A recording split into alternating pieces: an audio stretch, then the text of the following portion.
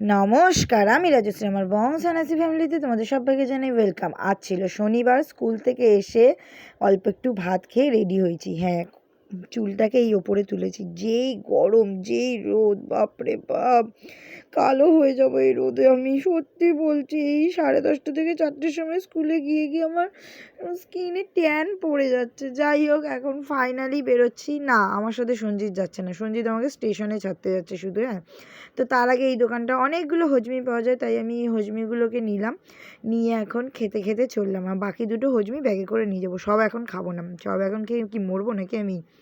তারপর finally train একদম তাড়াতাড়ি করে পেয়ে গেছি, দৌড়ে দৌড়ে এসছি। আর এত রোদে আমার স্কিনে ট্যান পড়ে যাচ্ছে। যাই হোক, ফাইনালি এখন হাওড়া স্টেশনে নেমে গেলাম। সঞ্জিত আসেনি, আমি একাই এসেছি। আর এই দেখুন, মহারানীর সাথে দেখা গেছে। হ্যাঁ, আমি আর রূপল যাচ্ছি আজকে একটু কেনাকাটা করতে। হ্যাঁ হ্যাঁ হ্যাঁ, ও সামনে বিয়ের কোণে, তো অ্যাকচুয়ালি বিয়েরই কেনাকাটা করতে যাচ্ছি। তো কী কী কেনাকাটা করলাম তো সেগুলো তো পরের কথা। কোথায় কোথায় যাচ্ছি আগে আমি দেখি, তাই না? প্রথম যাচ্ছি আমি সোনাপট্টি, ঠিক আছে।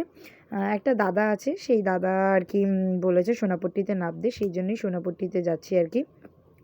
তারপর সোনাপট্টিটা ঘুরে এসি মার্কেটে ঢুকলাম, কারণ এই মেয়েটা আমার মাথা খারাপ করে দিয়েছিলো এসি মার্কেটে যাবো বলে। তো যাই হোক, ওখানে ঠাকুরের দর্শন পেয়ে গেছি। তারপর এসি মার্কেটটা এক চক্কর মেরে বড় লোকের ফল দেখতে পেলাম, যেটা হলো অ্যাভোকাডো নাম। 50 টাকা দাম, আর আমাদের ওখানে 250 টাকা দাম।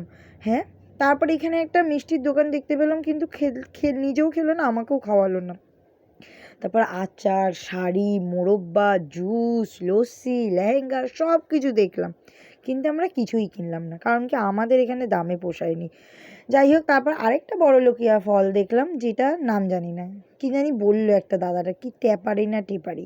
তারপরে কেনাকাটা হয়নি, এদিকে আমাদের খাওয়া শুরু হয়ে গেছে। হ্যাঁ, লস্যি। উফ, বড় বাজারে আসবো আর লস্যি খাবো না, এটা হতে পারে?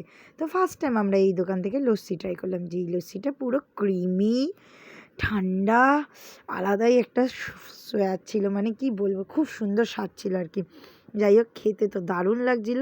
খাওয়া দাওয়া করে এখন পেমেন্ট করে মহারানী এখন বলছে, চল এবার জিনিসগুলো কিনি, যেগুলো কিনতে এসেছি সেগুলোই তো কেনা হচ্ছে না।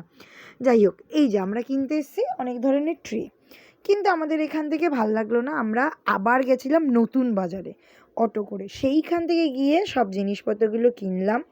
ওখানে অনেক কিছু আছে। নতুন বাজারে আসার পরে দেখলাম যে আমরা কত ঠকি ওখান থেকে কিনে। মানে এখানে যদি এসে একটু কিনে নিয়ে যাই, তাহলে অনেক জিনিস কিনতে পারবো। যা গরম পড়েছিল, যা ভিড় হয়েছিল, তাতে কতক্ষণে কিনে টিনে বাড়ি যাব, এটাই হলো কথা। সেই 3টের সময় বাড়ি থেকে বেরিয়েছি, বাড়ি ঢুকলাম রাত্রি 9টায়। আর এটা হচ্ছে চাণক্য লোহিয়া হসপিটাল। এটারই আমি কিছু একটা দেখেছিলাম, মানে সামথিং কিছু একটা দেখেছিলাম, মনে পড়ছে না এই মুহূর্তে। তারপরে এলাম তিরুপতি বালাজির মন্দিরে, গণেশ টকিজে। আর বিয়ের কনেকে তো দেখলেন, নিজের ট্রেনে নিজেই আগে দৌড়াচ্ছে, আর আমাদের কি বিধ্বস্ত অবস্থা দেখুন, কি বাজে অবস্থা। ফাইনালি হাওড়া স্টেশনে নামলাম, নেমে চারপাশ ঘুরে দেখলাম বিশাল ভিড়, বিশাল। আর আমরা যে এতগুলো ট্রেন, সব জিনিসপত্র নিয়ে যে কীভাবে ট্রেনে এত ভিড়ের মধ্যে এসছে আমরাই জানি। উফ, তারপরে সেখানে দাঁড়িয়ে পড়লাম, কারণ কি ট্রেন নেই। ট্রেন কোন স্টেশনে দেবে, কোন প্ল্যাটফর্মে দেবে, সেগুলো দেয়নি। প্রায় 20 মিনিট দাঁড়িয়েছিলাম, তারপরে দিলে ব্যান্ডেল লোকাল। এত ভিড় লেডিসে, কেন যে লেডিসে উঠতে গেলাম কি আর বলবো, কষ্টের কথা।